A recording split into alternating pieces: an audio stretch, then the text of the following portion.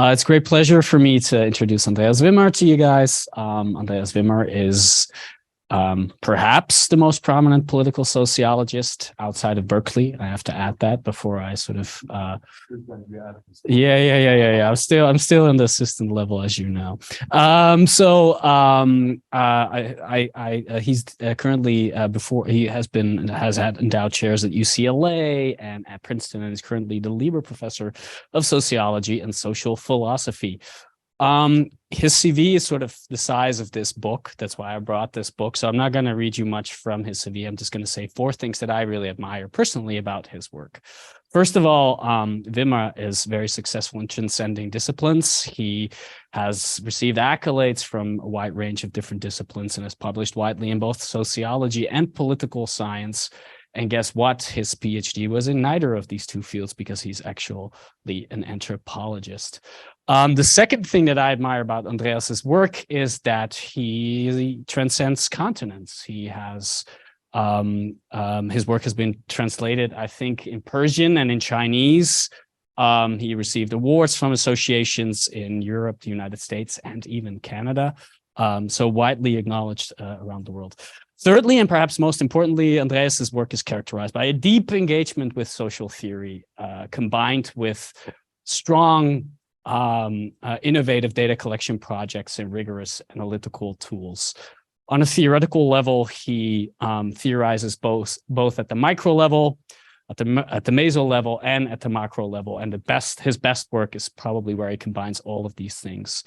So if you want to sort of get a sense of what his work looks like, you should sort of probably take Frederick Barth, the anthropologist, then take the political science side of Charles Tilly, as well as sociologist Bourdieu, mix it together, and then sprinkle it sort of with big data and statistical analysis and unique data collection projects, and you get sort of a sense of what his works look like. If you want to see this in action, a good example would be his 2018 book, which also received multiple awards, which is titled Nation Building. Andreas Wimmer's work takes us from Swiss neighborhoods to German cities and from warfare to nation-state building, which brings us to the topic of today's talk, consent and legitimacy, where he puts on his Tillian hat. Please join me in welcoming Andreas.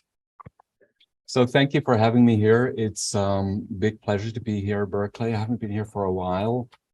And I should apologize in advance for giving you such an old school talk. So it's an old school theory. It's about Tilly's theory of war and state building. And I don't go much beyond Tilly, although we add, we think, precision and specificity to his arguments. And we digested the whole literature, the post-Tillian literature, and integrate some insights from that literature as well. It doesn't have NLP or anything like that. So it's old school also in terms of the data that we are using here. And it's old school in terms of the methods. We're using statistics rather than machine learning or anything fancy like that. And one of the reasons why this paper is so old school is that we worked on it so long. We started recently, Yuval, who was a grad student at UCLA when we started this project, and is now chair of the Department of Sociology at Haifa University. We started this 9 years ago and worked actually with little lulls, but almost for a decade continuously on it. A lot of it was actually data work, as you will see. So it was we started this project in a different period when the social sciences and the cutting edge methods and data techniques were quite different than they are today. Okay, so I wanted to start with relating this topic of war making and state building to my previous work, but I think that's actually too much. So let's not do that. Let me just briefly summarize. These were the 3 previous books, and I wanted to explain to you how I come to this Hillian topic, but maybe it's sufficient to just say that in my previous work on configurations of power, more specifically ethno-racial configurations of power, one of the core ideas was that exclusion from ruling coalitions of ethnically or racially defined groups is a recipe for civil war. So that's our contribution that we made to the war literature. And then subsequently, I asked, well, when does such exclusion happen? When are ruling coalitions restricted to certain kinds of racial or ethnic groups? And to answer that question, one of the factors that turned out to be important is state capacity. So the capacity of states to distribute public goods evenly across the territory, so they don't have to discriminate along ethnic or other kind of clientelistic lines. And that broadens the political coalitions between rulers and ruled and leads to more inclusionary configurations of power. And then the question, of course, is, where does this state capacity come from? That's where this paper that I'm going to talk about comes in. So we're focusing on one particular candidate mechanism to explain the rise of capable, centralized, bureaucratically organized states, and that's the war mechanism. And the statement by Tilly that captures his argument in a nutshell, war made the state and the state made war, is every grad student in social science has heard that. It's one of the most cited, most quoted works in historical sociology, maybe the most cited argument. And the debate that unfolded is still ongoing. There's still people working on this question in political science, in sociology, and in history. And that's a rare example of a kind of a cumulative, continuous debate where people are working with the same argument or against the same argument for a long period of time. So it's now 50 years.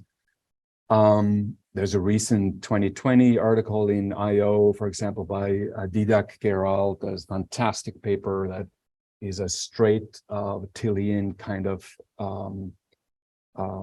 research, and so on and so on. So we make two contributions here to that literature. And as I said in the introduction, it's not a revolutionary contribution, so it's kind of boring, old school, cumulative social science that we're doing here.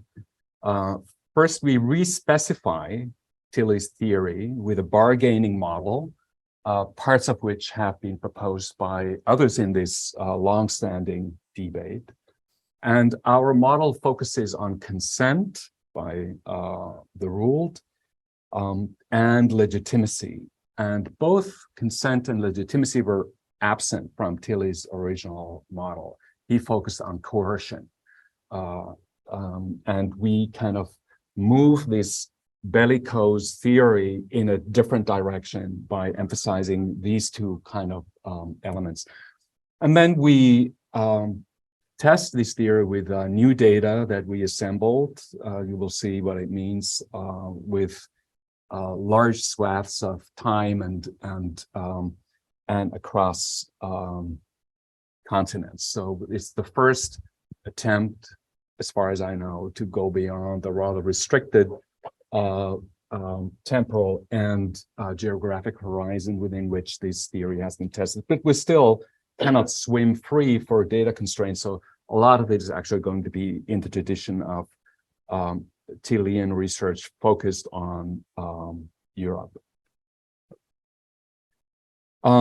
So let me briefly, for those of you who have been out of grad school for a long time and haven't been engaged with Tilly for a while, let me just briefly restate his arguments. So it's a historical argument, and he says that in the early modern period, the military revolution made wars more intense, more frequent, more deadly, and much, much more expensive. So away from the chivalry, from the noble knight armies to mass armies and different kind of techniques of war making, war fighting as well.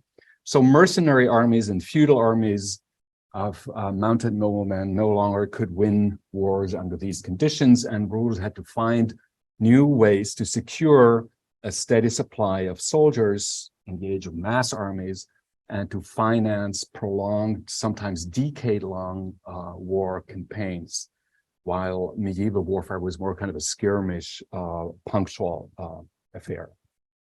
So they did so by centralizing political power, eliminating competing power centers, building up bureaucracies to extract taxes from the population, and to coerce men into military service to build up standing armies. And in return, the population was offered the ruler's protection from violence. So that's the famous dictum that he made, that where he compared early modern states to protection rackets like mafia organizations. And the result of this kind of feedback loop between war making and state building is the modern centralized, territorial, bureaucratically organized state, whose existence we basically take for granted today. So the model of modern statehood that we have become used to. So later on, Tilly then had a more complicated argument. I'm not going to go into that, a more multilinear model with different pathways to this modern state. But the basic argument that war was a main driver of this process through these different variations basically stays the same. So there's a vast literature, 50 years, which I'm going to summarize in a way that doesn't do justice to any of the great contributions that have been made during this half century. So some reject the whole thing and say, well, from a causal inference point of view, this is just completely unsatisfactory. This is endogenous. If something is the outcome as well as the input, then we shouldn't even study it. We should stay away from these kind of badly identified problems. And others have pointed out as alternative ways of state formation that in Europe that were not as war intense or war prone as Tilly had it. And Phil Gorski among sociologists is well known, Sprout among political scientists is kind of a standard reference here. Others have identified scope conditions for the theory to work, said it only works on certain condition. You need to have consent, that's the Kaiser and Linton. You have to have a minimum level of bureaucratic capacity at the beginning, that's Centeno.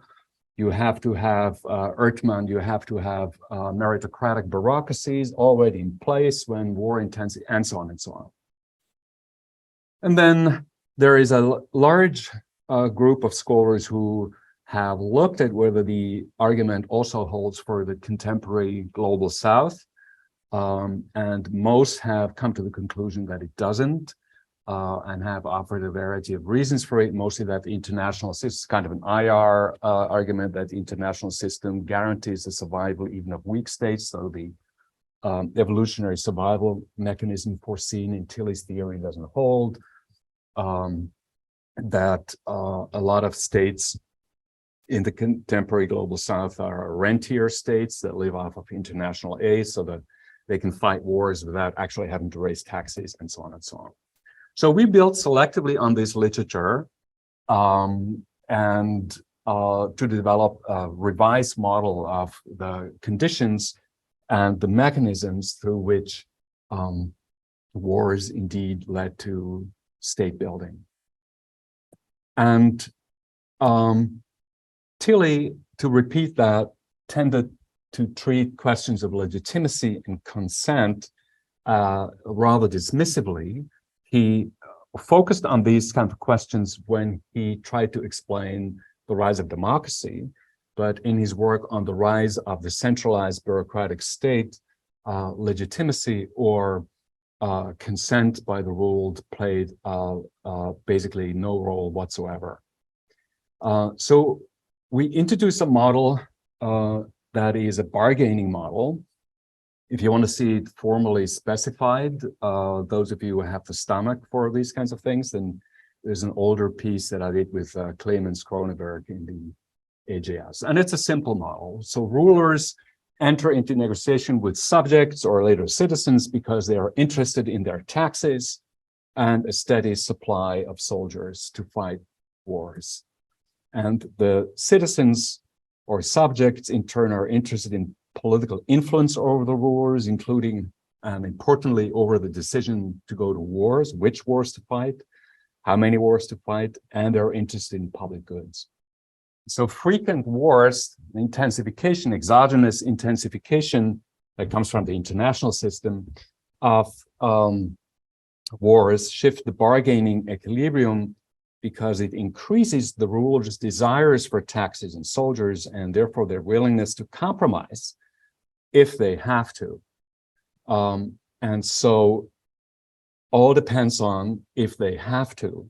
So the balance of power between rulers and ruled is crucial in understanding when actually wars had state-building effects.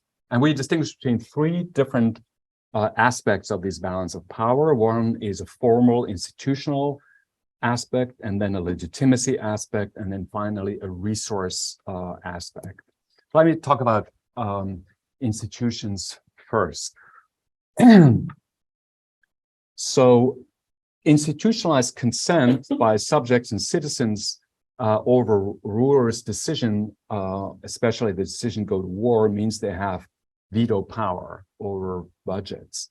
And this allows consent by a body that represents subjects or citizens that can withhold the taxes. This means that when taxes are raised, it can be done much more effectively because consent reduces resistance in the form of tax rebellions, in the form of tax evasions, in the form of withholding information, not letting the state agencies count how many sheep you really have, and things like that. And rulers are more likely to fight wars that they can win if there is a consent element in the decision to go to war, which in turn increases tax revenues.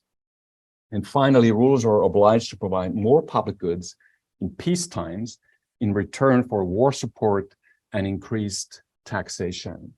So that then explains the ratcheting or produces a ratcheting effect of wartime spending not going down after the war ends, but being used for public goods provision, pensions for widows, things like that.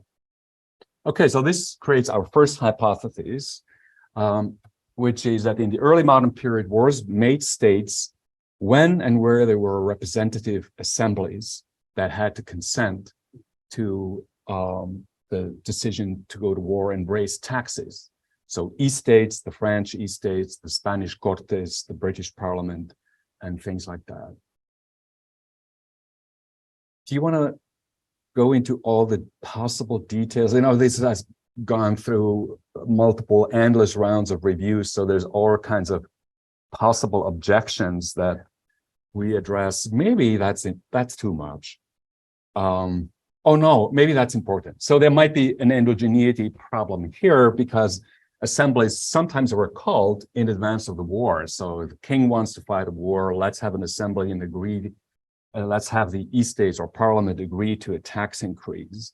So then that's a different kind of mechanism. So to avoid this problem, at least partially, we went through hundreds of wars and coded who was the initiator of the war, and then only look at the results of whether increased war actually leads to state building, increased taxation on the conditions of assemblies for those who had been attacked, where this intentional calling of the assemblies to fight a war is less likely to have happened.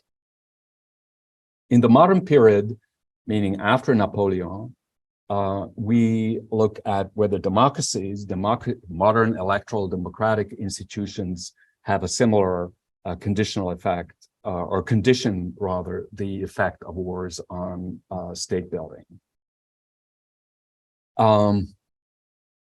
So there's again a possible endogeneity problems here, where some people have argued that precisely to get more consent to increase taxation, rulers might have been more willing to democratize, which of course would mess up this whole relationship. And so we do an IV regression here to kind of take this possibility into account, and we get basically the same results. Okay, let me move to the legitimacy part of the balance of power, as it were, between rulers and ruled. So wars that are perceived as justified by subjects and or citizens later on will have more state building effects, we argue, again, because of reduced resistance to taxation, to less resistance against administrative penetration, centralization of power, and so on and so on. So we derive the first hypothesis from that, which is that wars that are won are more likely to build states than those that are lost, that are seen by the population as unnecessary, producing suffering without any real political advantage. The next hypothesis has to do with the type of regime that fights the wars. So we argue that wars that were fought in the name of the nation, so by modern nation states, are more likely to produce these state building effects than the wars that are fought in the name of a dynasty, for example, over dynastic succession. Millions of people lost their lives on the battlefields of Europe because it wasn't clear which of the cousins should inherit this or that title. Or wars fought in the name of empire to spread civilization or religion, the true faith across the world, and so on. So wars that are fought in the name of the people, in the name of the nation, should have, in the eyes of everyday subjects or citizens rather, be more legitimate. And again, there's a possible endogeneity here between the frequency of war and the likelihood of being actually a modern nation, having transitioned to the modern nation state. And we again use an IV regression to show that this is not actually messing up our results. The third part is the resource contribution that subjects or citizens make to the war effort. And it should be larger, the state building effects of war should be larger the more resources the population contribute to the war effort, because that forces then rulers to give something in return in the form of public goods after the war ends. So the more the general population was involved in the war effort, and we measure this with battle deaths, a relatively straightforward, simple measure, the more state building effects of wars we expect. Again, there is a possible endogeneity here that we don't do with an IV here. We simply look at whether more capable states indeed fought wars with more battle deaths, but that doesn't seem to be the case empirically. The sixth hypothesis is, and that's building on the work of Didier Guérault and a bunch of others, states that wars that are financed with the taxes, so with resources provided by the population at large, should have more state building effects than wars that are financed by oil, that don't involve any citizen contribution at all, by aid, or importantly, by international credit. A lot of the 18th, 19th century wars were financed by credit rather than taxes. And examples for wars that are not financed by taxes are on the Iraqi side, the war with Iran, which was a massive trench warfare,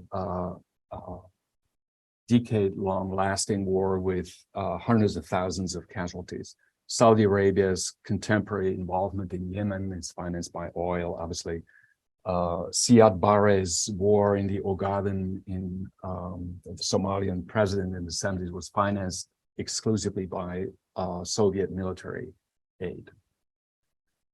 Okay, Let me skip this, and in the interest of time, and just basically what's the takeaway here from this is that previous quantitative explorations of this Tillian argument have, or versions of it, have been had a rather restricted temporal and geographic horizon. It's either, so for example, the thesis work here, that's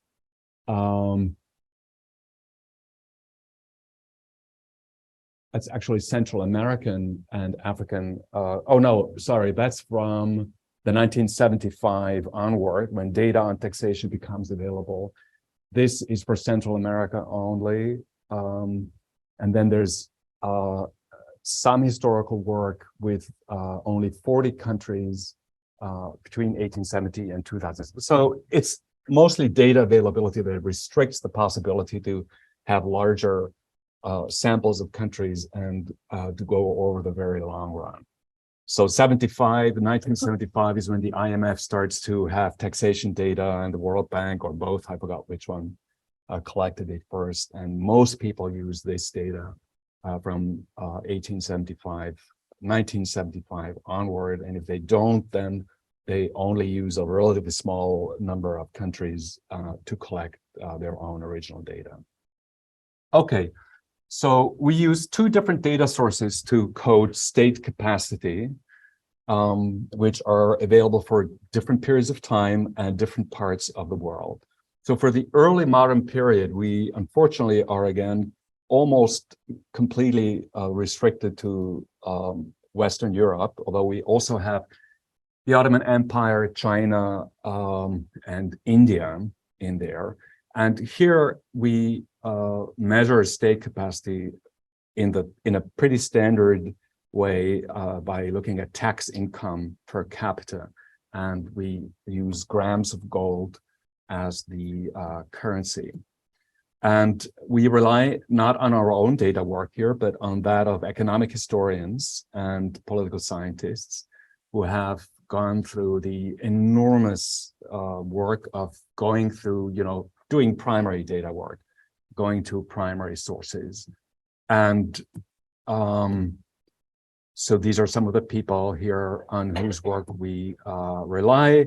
And so we were able to get to a sample of 19 countries that we can observe their taxation capacity from 1500 to 1900. For the period after that, and to get to a larger sample of countries, we looked for a different measurement, and we found that we could assemble a data set that is looking at the government share of the economy, so government share of GDP. And this data goes from the second half of the 19th century for many countries to the end of the 20th century. And it's based on a historical compendium of economic data that was the life work of an economic historian at Cambridge, Mr. Mitchell. And so we took that data, and it's not that easy. So it was a massive effort at data cleaning, data corrections. There is inflation, there's currency devaluation, there's shift from the old peso to the new peso. There is the budgetary specifics of communist countries and so on. So it's actually a very intense process. And is this a good measurement of state capacity? Is not as direct as taxation data. So it is actually related to all three aspects of state capacity. I'm following here Hansen and Sigman, two political scientists who have done really good work conceptually, but also empirical on state capacity. So it's directly related. We show that with kind of bivariate regressions with taxation capacity, data which is only available from 1975 onward. It's directly related with high bivariate correlations with bureaucratic capacity to implement policies. Also, most of these indicators are available only for the last couple of decades. and with coercive capacity the size of the military. So these two are our two data sources. And then we need, of course, also information on the number of wars that have been fought and by whom. And the standards in political science war data set correlates war starts in 1816. So that's not good enough for us. So we go to Peter Burke's data. I don't know whether the war people have heard of it. So he's a hobby historian of war. No, actually he has an academic job, but he doesn't publish anything else, I think, than basically this list of wars. He's somewhere in the Netherlands. It's amazing quality. You know, I have done data work on war for a long time. And so I look at his stuff on non-European kind of wars, which are much more difficult. So you go to Ethiopia, you go to South Africa, the whole Zulu empire thing and so on. And it's really quite amazing. But in any case, we use data from the 1500 onwards, and we coded, basically it just has a list with the name of the war. So it's really not it's not even an Excel sheet or anything like that. And it doesn't have variables coded. So we look at the location, the war participants, the type of war, interstate war or civil war, and we only look at interstate war here because that's where our argument actually is focusing upon. And we create a cumulative count of interstate wars. And then we went through each war for our sample of early modern states, the 20 states. These are hundreds of war to determine who initiated the war and who was initially at least attacked. Not that easy because things are extraordinarily messy and war theaters change. New people come in and so on. For wars won or lost and battlefield casualties, we do relate on the correlated war data set. So it's a different data source for this aspect of the war story. And then we use data from economic, I think, are these historians? I think these are, I forgot what their disciplinary background is. So somebody assembled a data set on representative assemblies, when they met, how frequently they met, and so on and so on. So we rely on that. And we supplement it with our own coding for the 19th century and for non-European countries. So we went through similar data sources to look at that. For democracy, we simply use Polity2, standard kind of measurement of democracy in the political science literature. We use data from OECD for foreign aid. We use our own data that I've assembled for a previous project for oil, which goes through the entire time period since the discovery of oil, or it's basically its use. For whether wars are financed by taxes or not, we rely on a political science. Her name is Capella. Unfortunately, that's available only for 45 countries, and so on and so on. And then we have a bunch of control variables that we need because lots of other things, except besides war making, are influencing the possibility of governments to raise taxes or to grab a larger share of the economy. Okay, so finally, why does it always take so long to get to results, you know? I think one should experiment with a different format. Show me the results first, and then I'll explain all the data stuff and so on. But then people would leave after they've seen the tables. So just a descriptive here, you can see the war frequency in this data set. It's actually relatively stable. You have, of course, the First World War, and then you have the well-known fact that interstate wars in the last couple of decades become relatively rare compared to previous centuries. But it's kind of reassuring that you have this kind of up and down on that you don't have you know, a weird kind of pattern that doesn't conform to our historical intuition. Can I ask you a question? Those are all interstate wars, right? Yeah. Okay. And the unit fighting war is obviously not a nation state prior to a period of time. Are there any restrictions, any scope conditions on what units could fight in war? Yeah, so it has to be some kind of government. that is involved in the fighting. So that means we don't include tribal warfare. We don't include massacres that are committed by criminal organizations or by guerrilla type of organizations. So that's the classical standard definition of war, that at least one government has to be involved in the fighting. And that the death threshold that Burke uses is relatively low. I think it's 12 or 14. And it's because there was a mathematician, his name is Richardson. Actually, the people who study war or do these war data set assemblies is a very interesting, eclectic group of people. It would be interesting to write a little narrative about how people got into this business. So Richardson was a mathematician, and he was obsessed with the idea of power laws that a lot of people in mathematics and physics, for reasons I never really understood, are fascinated by. Psychology too, yeah. And so, and for some calculations, but I really forgot the details of that, he arrived at a battle death casualty rate of 12 as being the optimal one for studying war. And so Richardson had the first massive compendium of wars that was published a long time ago, I think in the 50s. And so Burke, on whom we rely, is modeling his effort after Richardson's. And then there's also, have you heard of Copfield, the Vietnam War veteran, who spent his entire life after the war doing something similar, a global compendium of war, which is very detailed, very high quality. It's 2 volumes. So in any case, let's look at the results. So this is the results with early modern tax revenues in gold gram per capita.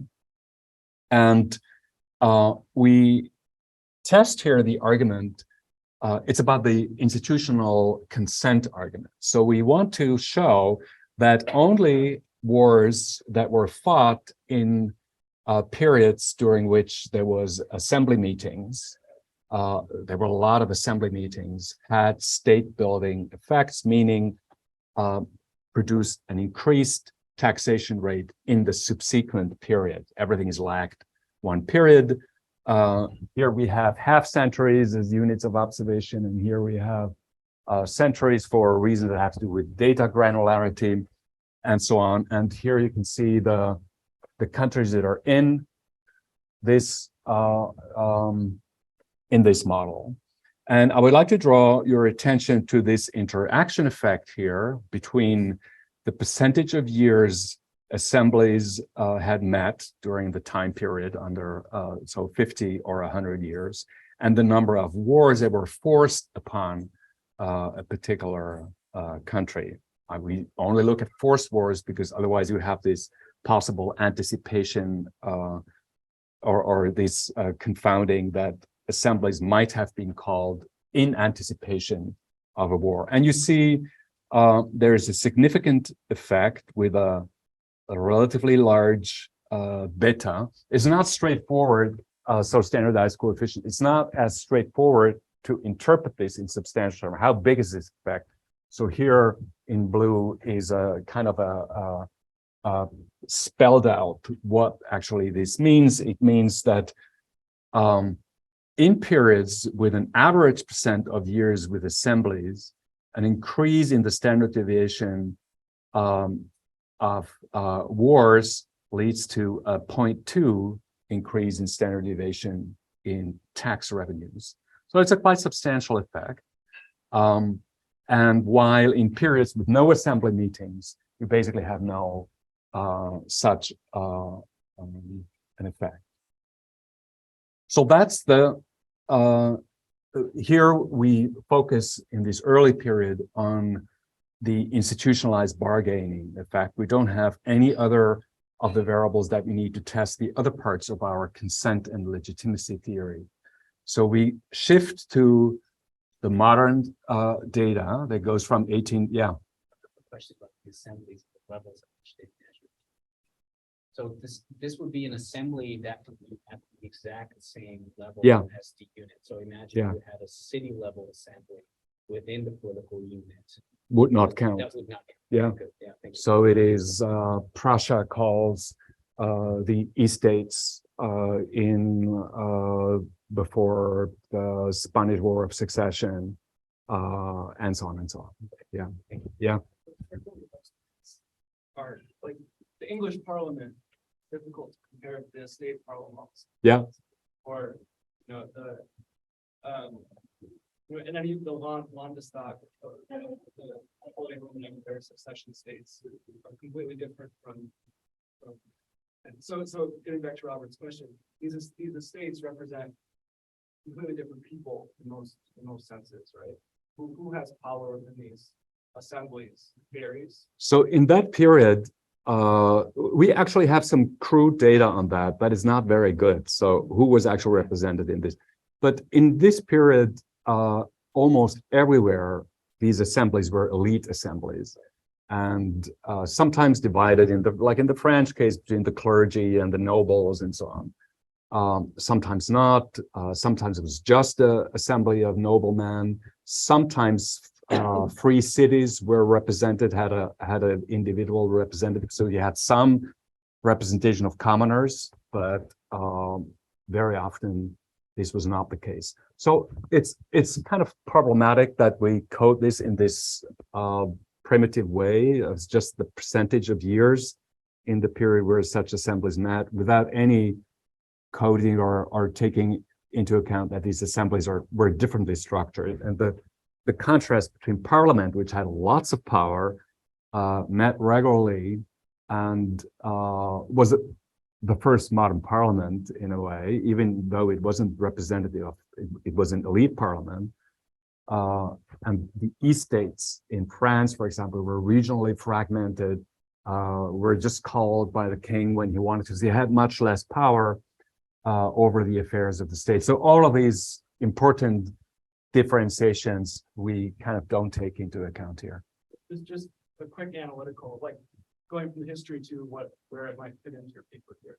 So one, the endogeneity question that you raised earlier, Deborah Bukuyanis makes this point in her book that actually parliaments are a function of states, right? Right. So having a representative parliament is endogenous to a strong central monarch who can actually compel the parliament to existence. And then okay, there's a book that says that. I would be doubtful about that, but just looking, for example, at the history of the Spanish Cortes, that were constraining the Spanish monarchy, were not actually brought into existence by the Bourbon absolutist version of the Spanish monarchy that had existed a long time before. But the British story is definitely one that fits into the mold. So is she comparative? Is she doing comparative work? yes. So she discussed all these cases. So it might be worth thinking about that in an extension. Yeah. But a second thing would be maybe in another extension, you could just fit in kind of a classic Erdmann-esque differentiation between a bicameral and a tricameral legislature. Yeah. So some are parliaments of the states and some are parliaments of, of nobility and peasants. Yeah. So that could be. Some are regionally differentiated, some are not, and so on. So there's a debate a little bit about, okay, so there's a nice piece by Hector and Linton where they say British Parliament is a completely different animal than the French estates. And the French estates were much weaker, and they extend this to also the Cortes and other kind of places that had assemblies. But then there's also a literature among historians of the estates and of the Cortes and so on, that kind of go in a different direction. They said, yes, they had less formal power, less, and it was less, institutionalized, the mechanisms of how they influenced royal policy, but they were nevertheless hugely influential. That's what these historians say, in shaping government policies, including decisions to go to war. So it's kind of unclear how much variation really there is in the relative power of these assemblies. What's clear, however, by the way, in an earlier iteration of this paper, we had a truly global sample. We had the whole world, also for this earlier period, and we found, but the reviewers were not happy with the data and so on and so on. So we skipped this whole thing for the better of the paper, I think. So, we did not found any state building effects of war for Asia and Africa for the early modern period. And so the argument that I made is that they didn't have assemblies.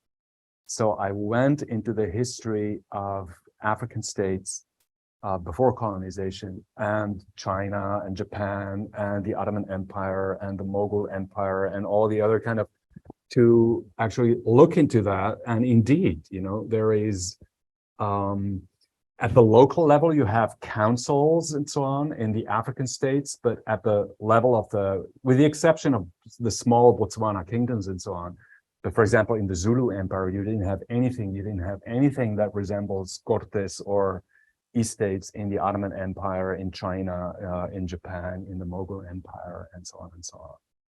So in the larger scheme of things, even if there's variation within these European countries in what these assemblies actually meant, I think the biggest contrast is between having anything like that and not having anything at all. At least that's what my conjecture would be here. Can I ask a question, which is, so what were the main effects without the interaction? Were they both? That's here, the top. Okay, Does this have a pointer?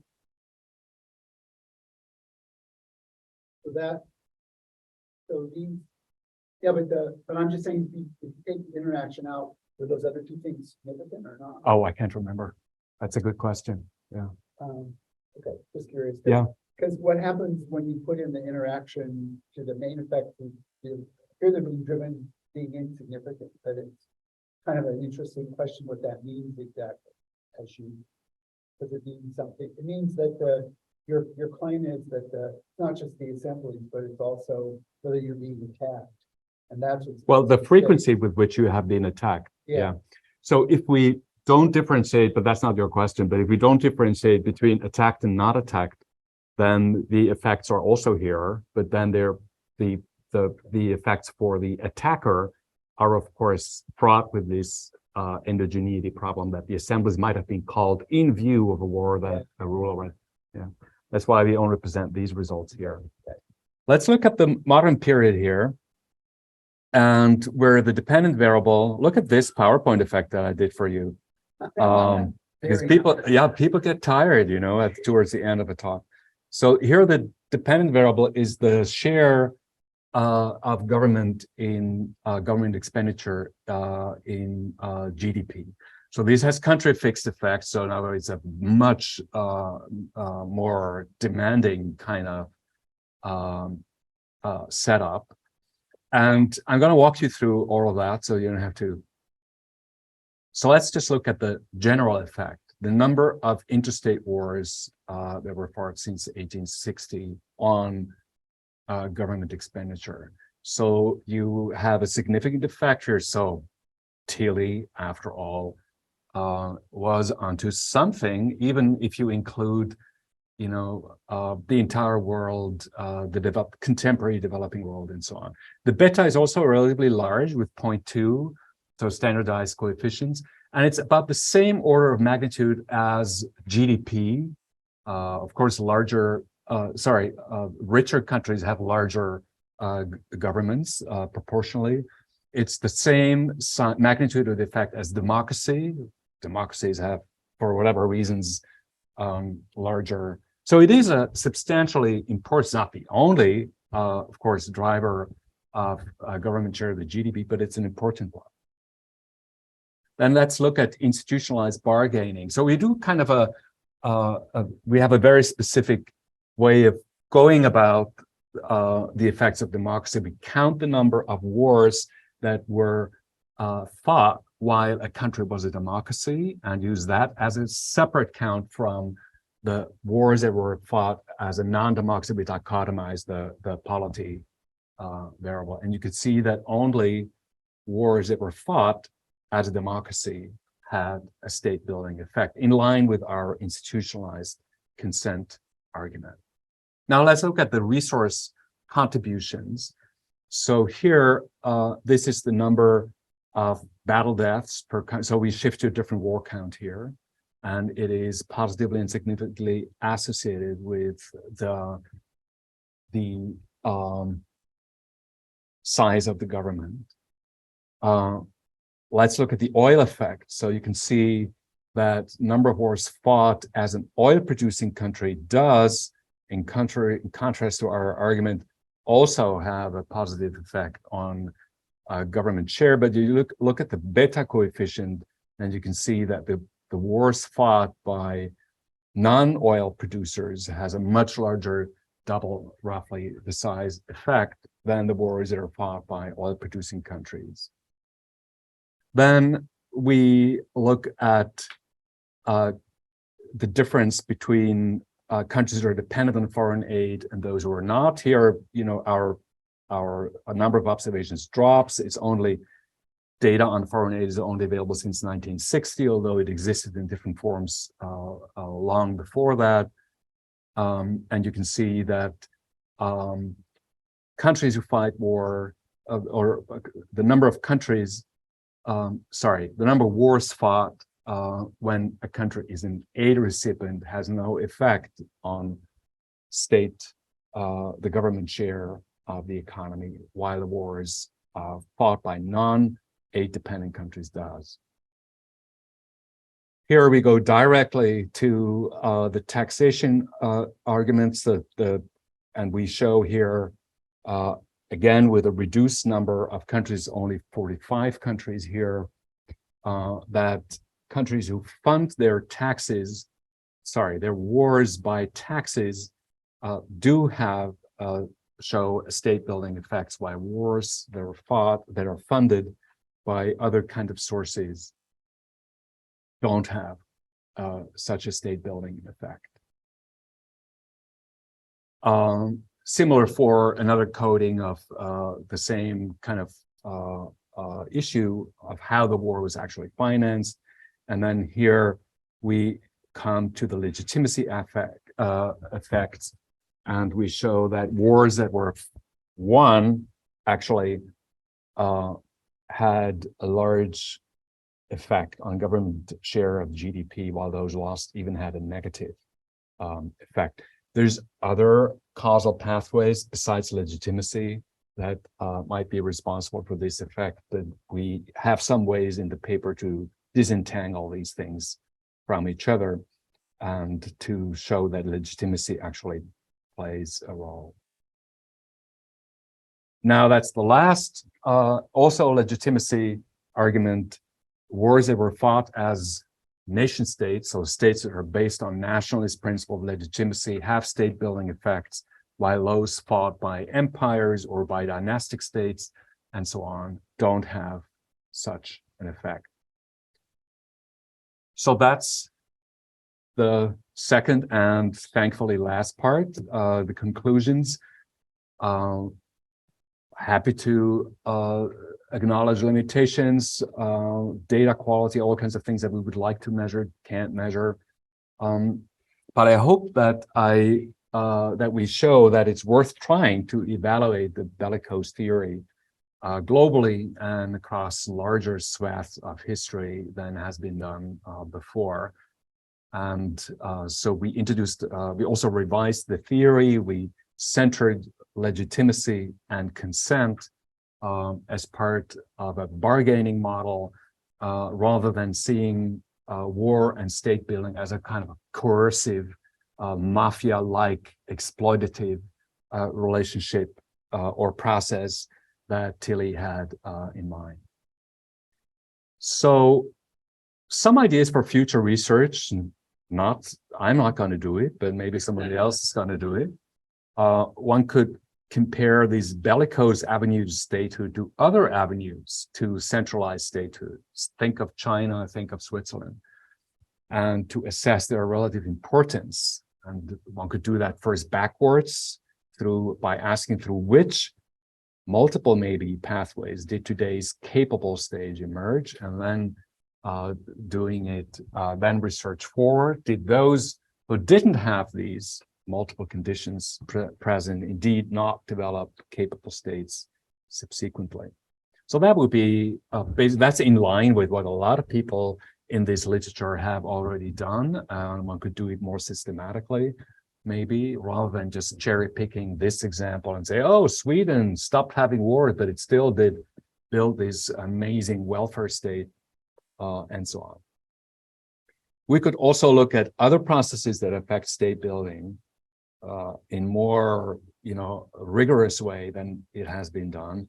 Most importantly, of course, the history of empire, of the expansion of empire, such as the overseas empires in the 19th century, the European, but there's also the expansion of the Russian Empire into Central Asia. There's the expansion of, and so on and so on. Japan, and so on. One could look at more fine-grained mechanisms, such as actor coalitions. One could try to actually understand the specific structures of alliances. That's kind of a spirit argument that are more conducive to state building, reduce resistance, and so on, rather than having kind of these country level, very crude kind of variable kind of logic. So to move to actual observations of actors in their coalitions, maybe in a field theoretic way. One could look at economic development and so on. And I think that's it. Thank you.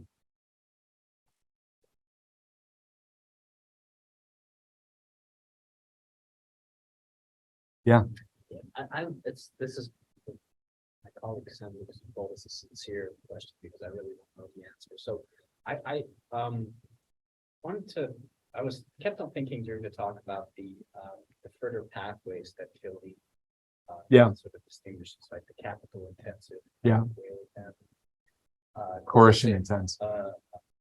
And I wonder how would you see the relationship between what you call consent or institutionalized consent at the level of the polity as opposed to at the lower aggregation level, and those different pathways? So in some ways, Tilly's argument is this Goldilocks argument. You have to be exactly in the middle. Are there countries that are exactly in the middle? Are those also the countries which have the most consent, or do you see that relationship? So in his view, Prussia, France, and the UK had the optimum mix of coercion intensity and capital intensity. Tilly was a really brilliant person, and I was kind of hired to replace him at Columbia, so I should never ever say anything but praise, but some of his analysis, some of the data are just have to fit into his 2x2s. So how can you put France and the UK in the same box in terms of capital intensity? We're talking about private capital. In the 17th and 18th century is just beyond me. I mean, they just had expelled the Huguenots. When was that? In 1790, when was it? Yeah, okay. Yeah, that's right, in the late 17th century. So basically all the capital intensity was gone and located elsewhere. So I'm not so sure whether this particular, the later Tillian argument, whether that's empirically really all that sound, to be honest. But if we want to do this exercise, then one could say that Prussia was definitely on the coercion, more intense coercive side with very little role of assemblies, and Britain was at the far end, as we discussed before, in terms of the role of consent. So one could maybe try to test this version of Tillian argument by reinterpreting coercion. That's not what he meant, because he meant the size of armies and the military capacity, basically. But we can reinterpret it in a more political way as institutionalized consent, and see whether, if we combine that with some measurement of of capital intensity, industrialization maybe, or manufacturing and so on, whether we could get something out of that. Yeah. Again, somebody else should do that. So I'm an alumnus from the history and political economy department. I do some education work with the Berkeley affiliated university. So I have a question about China and Switzerland, for example. Yeah. And sees other venues, other avenues, but I'm wondering if you looked at the deterrent aspect instead of having a war and needing the mass population to carry out mass war and to get taxation to go to war with another country. If the deterrent aspect also serves to propel the state, like Switzerland or even China, to keep giving social benefits, right? Developing the capital. Switzerland back did something years ago was the most capital intensive country in the world. And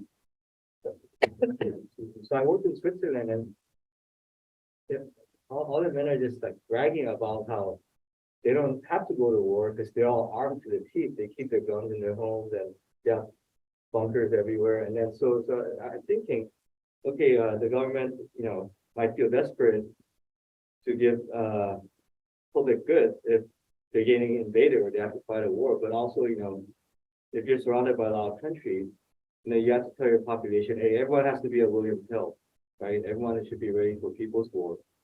And you'll have to serve, but in return, we'll give you something. We'll give you more. We'll give you your one guy was bragging to me the German army during World War I came to the border and the general said, told his counterpart, there's I don't know 300,000 of us. There's 150,000 of you. I think you should just let us in. And then the Swiss general said, well, if there's quite as many of you, then we'll each take 2 shots and just go home, right? And the German army realized, hey, these guys don't mess around and they're gonna fight to the death. So they just kind of, I don't know if it's true, but I'm thinking, I'm wondering if you looked at that deterrent aspect as well. Yeah. And then also for China, so I was living in China for 5 years. My wife is Chinese. Her grandfather was the public security head of the Liaoning province, it's a strategic province, and also the deterrent aspect is often of, hey, are the peasants going to rebel? Is there going to be a black flag army? Historically, are groups going to break up into warlord states, which would allow invasion in? So the deterrent is for the people not to be all armed, but to stay calm and not to go on strike or do experiments for protest. And so what my wife's family said was in China, if you have one record as a public official of a mass incident, like a strike, a protest, anything, farmers protest, then it's on your record. You can never go to the central government. They actually count. Has he kept the peasants? Has this guy kept the peasants happy, right? That determines how high up you go. So I feel like, especially after the Cultural Revolution, when Mao basically democratized the legitimacy of violence to the masses, the peasants have constantly people have constantly gone to protest, right?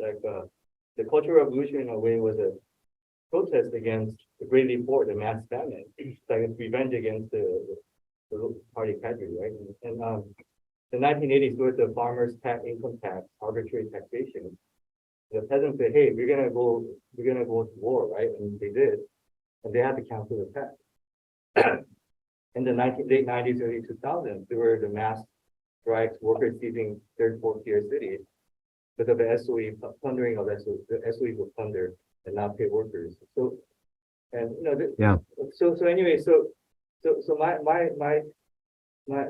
take on it is the state is there a way to measure how the deterrence aspect of workers and peasants just keeping their, either defending from an outside war or preventing outside invasion by not. Yeah. So that's an interesting question. So do you really have to have full-scale war, or does the threat of war or invasion, is that sufficient for trigger similar kind of mechanisms? And the case of Switzerland, you could say, which stopped fighting wars in 1815, basically I'm from Switzerland originally, so I could definitely say that I've never heard this story about the German and the Swiss generals. Ma se non è vero, è ben trovato. If it's not true, it's a well invented story.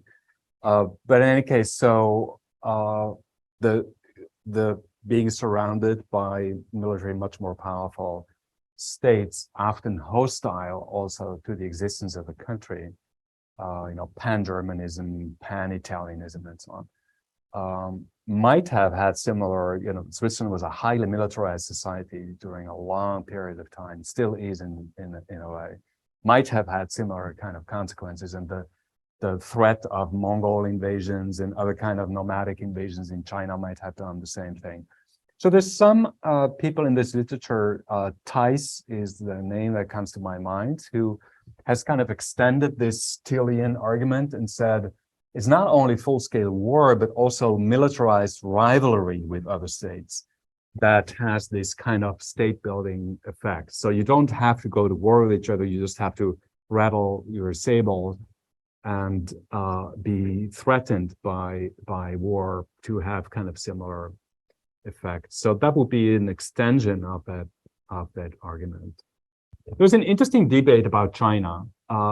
There's a book, I forgot who the author is, and that's why I have China here, who argues that the state building mechanism is a completely different story. It's a coordination story, basically, and a public goods provision story, and maybe in line with what you've said. But then there's other people who say, well, wait a minute, isn't there every 500 years a warring state kind of period? It's called different every 500 years. And isn't basically the strongly centralized, bureaucratically, spectacularly unified and efficient pre-modern Chinese empire the consequence of these intense war fighting in these periods? And one could have the interwar period as another example of how so that's a debate that I'm not competent to have an opinion on. So I'm just saying one could make a Tillian argument for China as well. Some people, however, think that this is not working. It also depends a lot of which period you look at in Chinese history and how far you want to go back. And but in any case, these are all interesting questions that bring us back to kind of the important task of understanding individual cases also. It's interesting, like Switzerland, they didn't have to invade to get the capital. Just by arming itself, having its people arm itself to the teeth, it served as a safe box, as an iron steel safe box for other countries around to dump their capital. Even the Nazis would dump their capital. Yeah, I mean, that's another, yeah. But in any case, one shouldn't overemphasize the specificity of the Swiss model, because the people in arms, that's basically Napoleon's invention. And in early US history, you also had militias and so on at the local level. And Even today. Even today, that's right. Well, but they're no longer, yeah. And Prussia had a system that basically Switzerland copied, the Prussian general mobilization model, which itself was copied after Napoleon's army. And the only difference is that in Switzerland, this lasted way longer. And basically still today, it has this Napoleonic / Prussian, every able man has a gun and should be willing to fight against the invaders and so on. Model. So it's a legacy that is more difficult to get rid of than maybe in other states. And so, but it's not a unique kind of model. It's interesting that I'm sorry. Yeah. So I was going to ask two sort of things. I mean, first of all, I admire how much work you did here. I'm in awe of how much work went into doing this. But so I just a couple of things. So one is you have economic development as exogenous or somehow to this process, and it's to me that it's endogenous. And when you started out arguing the whole thing, you were arguing about things ratcheting up. But I don't see much ratcheting up here. But I see instead it's kind of like these are cases and periods, but they're not really connected, or they're not actually moving in a direction. And I'm wondering about the periodization of the whole thing, because maybe what, part of what, I mean, I see what your main result is, and I say, okay, I see that. But I think that there are these other things that are going on that are also driving this along: the historical periodization, the growth of colonization later, the rise of the democracy, and then of course capitalism as endogenous to this. And that doesn't appear in the story. And I just thought, just give you wondering what your kind of take on all that was. Yeah, no, this is a very good point. So we control here for all those things.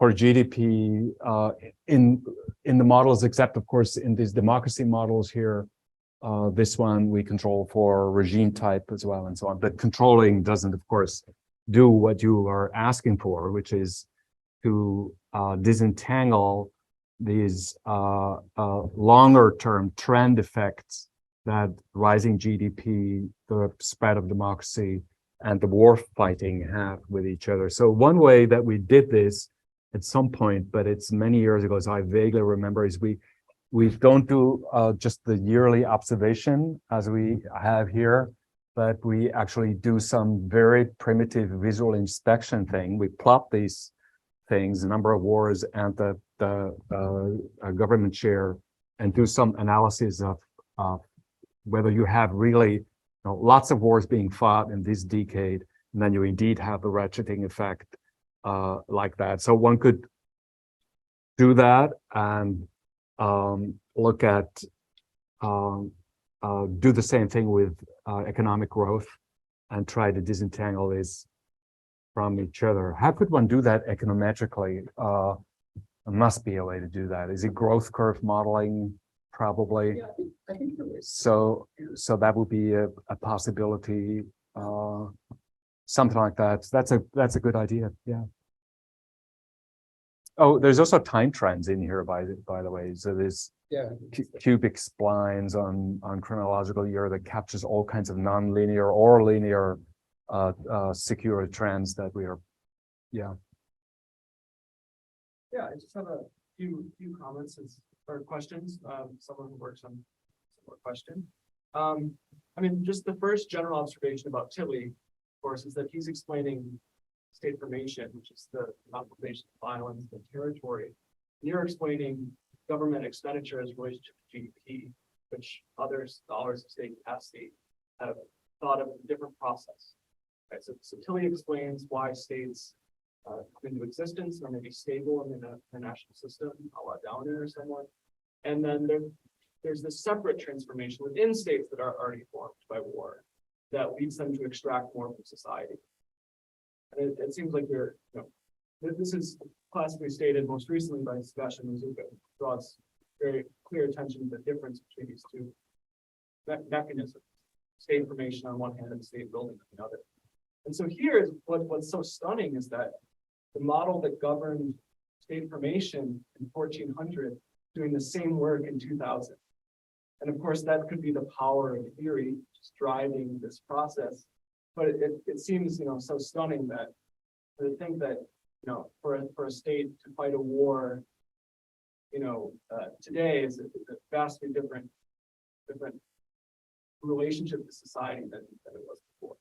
And we can think about that maybe in a couple of ways. I mean, one, of course, you're thinking about oil, international finance, et cetera. But the distinction that Perel makes between domestic sources of revenue and international sources of revenue, I think really overlooks how different domestic sources of revenue are. You have extracting from the feudal society, vastly different than getting resources from income taxes today. So I'm just really struck by I think these same mechanisms are governing this process over 400 years. And what we can learn from that. Yeah, so that's a very good question. And it depends also on how fine-grained one wants to be, right? Whether you want to look at whether that's very unfashionable these days, where you want to say, oh, history is driven by this over centuries across different periods and different kinds of states that populate these different periods and so on, or whether you want to be more a splitter kind of person and say we have to distinguish between. So I am definitely of the former kind. So I like the argument or the idea that what drove 16th century state building is not that different. And there's some support from what's happening today. And if you look at the case literature, so there's a good book by Kevin Harris at UCLA on the consequences of the Iran-Iraq war that I already mentioned. And so you have things like widower organizations and the martyrs of the revolution or whatever they call, or of the war, where they're called, and it becomes an embryonic kind of welfare state, and the welfare state builds out from that, from these provisions for the. This sounds like a mechanism that could have happened in previous centuries. So I like the idea, and I think there's some evidence of it that indeed some mechanisms are occurring, although they're of course specifically different in the contemporary international environment, where basically people states can't absorb other states in the way that they did in the 16th century and so on, which definitely changes the dynamics and maybe mutes maybe the power of the mechanisms. But maybe overall there is enough similarity across these periods to kind of pursue it over such long periods of time. I want to come back to your interpretation of Tilly, though, because I kind of haven't read him this way. So I read the process of centralization, so the elimination of competing power centers and so on, the feudal nobilities, the church, fiefdoms of, and so on and so on, and the state building part as going basically together as being two coins of the same, two sides of the same coin. And he was very much interested also in the taxation aspect. And so he writes extensively about state finances and so on in excruciating detail in this 1975 book. He has these long passages in this essay where he talks about the details of the financial reorganization of these war-making state machines. And so I think, and also logically, just the two things go together. I mean, you need to have centralization, the elimination of competing power centers, territorial integration, territorial sovereignty, and so on, to actually produce increased tax income. And the other way around, the main driver for doing that is exactly to get increased taxes. And yes, so there is a quantum leap once personal income taxes come into play. By the way, talking about the specifics, there's a nice piece by Stasavage that shows that progressive income taxation is another child of intensified war. And it comes after the Second World War. And then the argument is nationalist frame is that those who have suffered less from the war, which is the rich people, they should now contribute to what we have to rebuild at home after the war. And but back to Tilly. So these two aspects, state centralization and state capacity building, I think are intimately, in his analysis, tied to each other. I don't think that there are two phases. So there's some pushback recently on that. But that is not is that a different interpretation of Tilly, or is it a different substantial argument that somebody says we should not see it going together like Tilly did, but we should see it as a phase process? Yes, exactly. I see. Yeah. And who is that? Most notably is Sebastian Mazuka. But I think this gets back to the economic question. Yeah. Underlying economic trends that you're going for statistically, but the idea that that there had to be this centralization in order to fight wars runs in the face of where states got their revenue during this period, which is mostly from customs taxes collected at ports or excise taxes. Yeah. Mostly In the early modern period, you mean? mostly Yeah. right up all the way up until the mid-19th. Yeah, you have salt taxes, you have the mint taxes, which were very important, for example, in France and so on. Yeah. Right. So there's not actually a lot of centralization that's accomplished in the face of fighting if you can collect easier to collect taxes. And this is the kind of the intervention that some people are making. And so it just complicates the story Yeah. of state building and state formation being so closely linked in the early part. Yeah. Right. That's a good point. Yeah. It's interesting. I mean, one should also take into account that I'm now riffing on your indigeneity kind of argument that builds on what Neil has already said. So once these bureaucratically capable states that can enforce the law of the land uniformly come into being, then a kind of a Douglas North effect sets in as well. So these states can guarantee property rights, they can enforce contracts, and which according at least to these economic historians is crucial in understanding development. So then you have all kinds of other complicated feedback mechanisms or endogenous kind of processes being triggered as well. Yeah. I mean, amazing, like, or incredible project. I'm struck by the assembly, and I guess two questions. The first question, I guess, is to go back to the original origins of this project, as I understood it, which is you were sort of asking, how do nations get built? And they get built by part having the resources to be able to distribute public goods. Yeah. And that's what, and so the question, I guess, is what leads to the construction of an assembly? And how much of a nation do you need in order to have an assembly? And I guess the second question about the assembly is sort of what is the substantive interpretation of an assembly, and how much bargaining really is there? I mean, how much of that is an intra-elite bargaining or bargaining between effectively elites and sovereigns, and how much of that reaches down into the population that's actually being taxed or having to give things out. Yeah, that's a good question. So I would maybe leave the whole nation building question for later periods of history. So if you look at the early periods where you have assemblies and so on, the idea of the nation was marginally relevant only.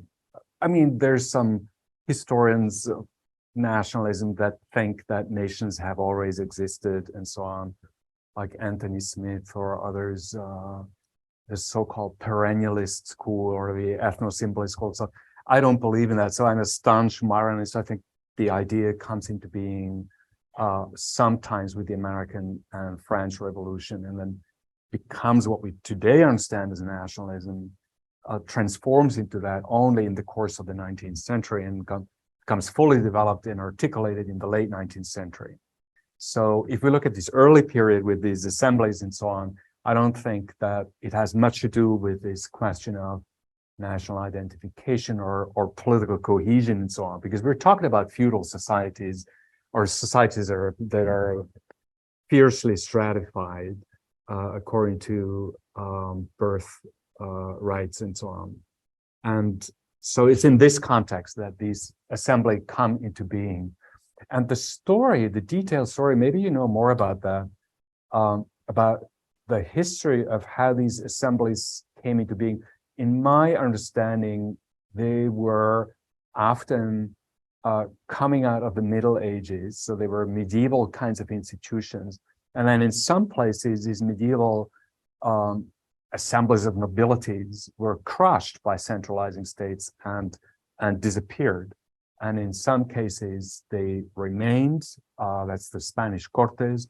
And in some places, they were transformed then into more powerful, more integrated permanent institutions like the British Parliament. So I know that I'm not answering your question, but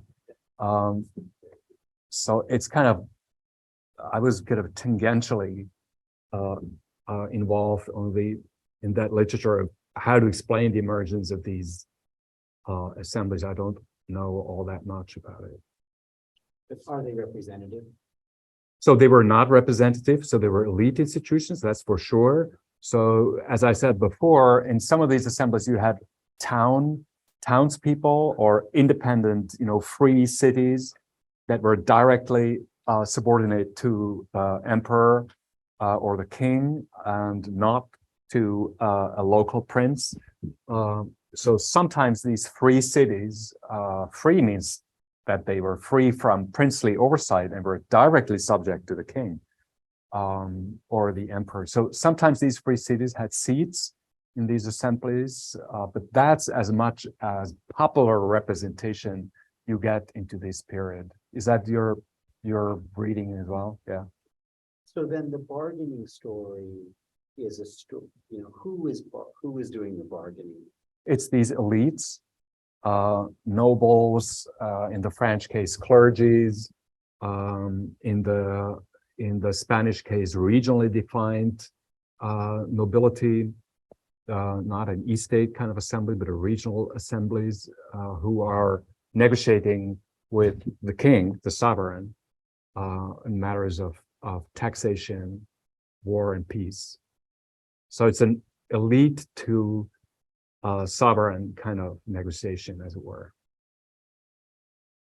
Yeah, and that shifts with the event of mass democracy. Then all of a sudden, there's a massive broadening of voice, as it were, to include. This feels like a really different story of Tilly, or my memory of Tilly. Yeah, completely. Yeah. He doesn't talk about these assemblies at all. Well, his story is the following. Now we get into Tillian exegesis, although I think the literature should move away from Tilly. Okay, so it's now 50 years. So let's have a different. Let's continue to play around with the argument, but maybe obsess less with what he originally thought. Yeah. So in his view, the military state, the Leviathan, that was built through these war mechanisms, was later then conquered, as he saw it, by citizens. So democratization in the 19th century was a shift in who actually controls that apparatus that was built up previously. So that's his view of the role of democracy. So basically, consent comes into play only after the military state, the centralized, territorial, bureaucratically organized tax-raising Leviathan is already there. So he sees it, and correctly, if you're interested in democratization, as a 19th century process that has nothing to do with the previous centuries of state building. Sorry, I came a little bit technical, very much late. So bear with me, probably asking questions that you've already answered. I was wondering, was this based on your book Nation Building? No, it's a completely different thing. I'm sorry. But let's talk about the nation building book. I did have a question, although, and then Yeah. I was just wondering the N, what your unit of analysis did. I guess because I was just because I'm seeing 8,942, and I was assuming that maybe you're looking at states, but Yeah. So these are countries or states, and the N flips around because here we only look at years after 1960. Because that's when we have data on foreign aid. And here in these two models, we only look at 45 states where we have information on the sources of war financing from another data set. if I understand correctly, the N is composed of like a number of countries. It's country years. Yeah. Country years. Yeah. It's a classical time series course. Yeah. Do these countries span the whole globe, or are they? They're about 120 from all over the world. Yeah. Yeah. I mean, UN members are now 200, I think. Yeah. And so we don't deal with the microstates in the Pacific or in the Caribbean or other small European principalities, Liechtenstein and Monaco and things like that. And then there is a bunch of other states where we could not find, where the data set that we're relying on for determining here, for coding the dependent variable, the government share of the economy. So the data set that we rely on doesn't have some of the states that exist, some of the newer states that exist. So it doesn't have Kazakhstan, Uzbekistan, it doesn't have the post-Soviet states in there, for example. So that's why we end up with 120. The data set, like, do you take this data set or? Yeah. Yeah. Go check it out. It's online. You can play around with it. Oh, thank you. Yeah.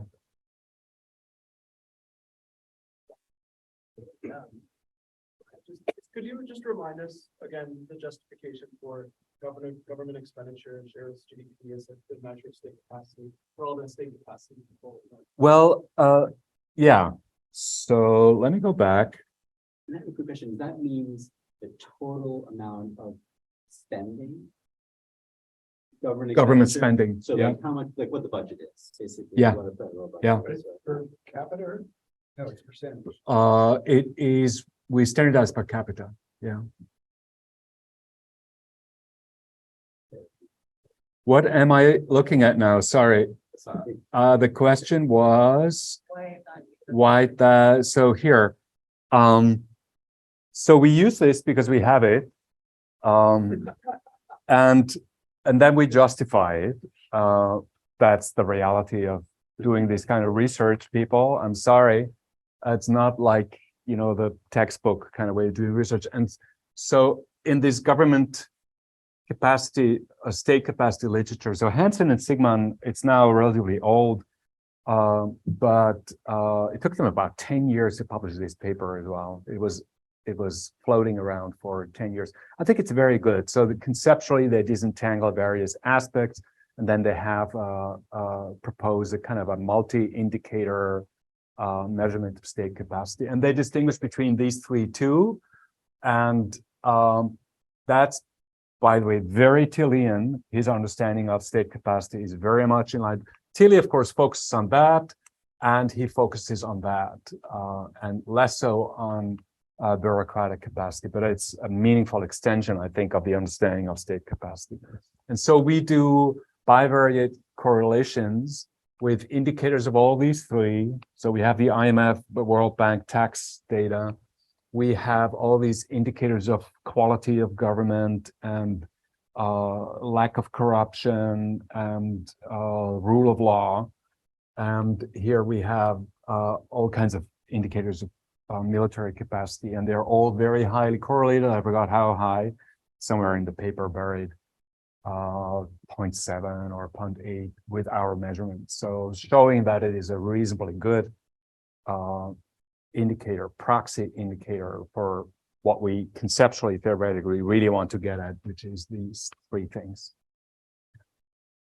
Very curious, because not from the and I'm thinking that maybe some of these countries might be representative, I don't know.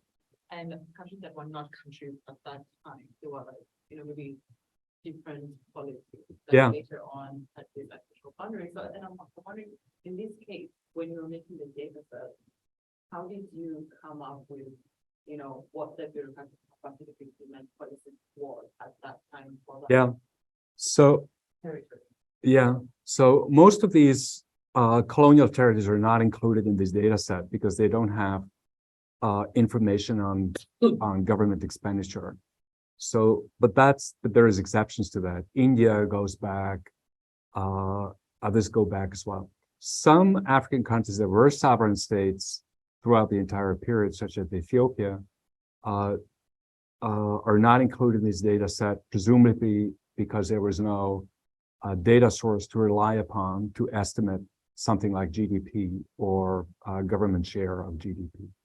So for most African countries, these outcome measures kick in shortly before independence. So usually in the, let's say on average in the 50s or in the maybe after the Second World War. Thanks. I can ask that. Yeah. Should we, I think people are, so should we, maybe, yeah, we talk about this afterwards. Doug, please join me in thanking. Thank you.